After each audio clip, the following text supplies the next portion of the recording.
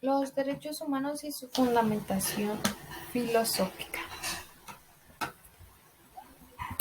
Para hablar de los derechos humanos hacemos un gran retroceso histórico desde la ciudad polis griega, que es donde nace la idea de dignidad humana y el optimismo ético de Sócrates. Sócrates fue un gran influyente filósofo griego. Su teoría era que la verdad se identifica con el bien moral.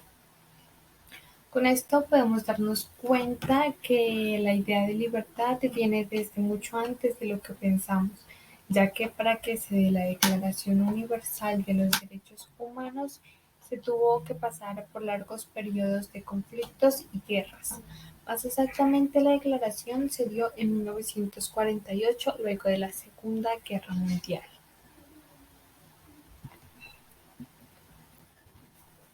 A lo largo de la historia han aparecido dos tipos de sociedades: la del triángulo y la del círculo.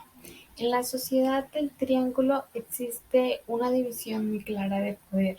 Existen las clases sociales y todas estas son ubicadas en una escalera social.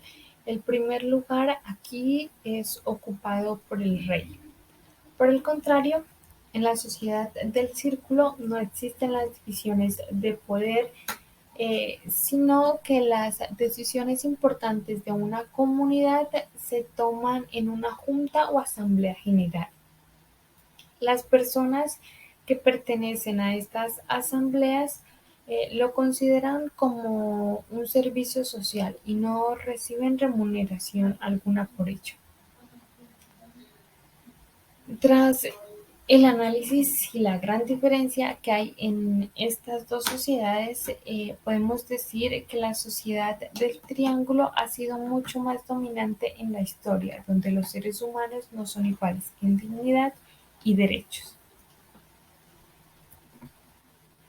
Con todo esto hablamos también de la evolución que han tenido los derechos humanos en sus tres generaciones. La primera generación hablamos de derechos civiles y políticos. Estos nacen para poner un alto al poder, reclaman libertad frente al Estado. La segunda generación, los derechos económicos, sociales y políticos. Estos procuran mejores condiciones de vida para los ciudadanos y nacen en las luchas sociales que se dan durante la Revolución Industrial. Tercera y última generación, los derechos de los pueblos.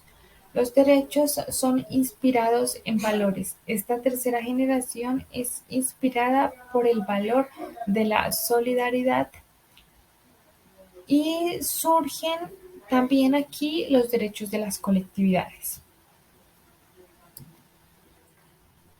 Por último, se hace necesario hablar también de la educación en derechos, para que las nuevas generaciones incorporen el respeto a los derechos es necesario enseñárselos. Por esto, los derechos humanos deben estar en el currículo educativo.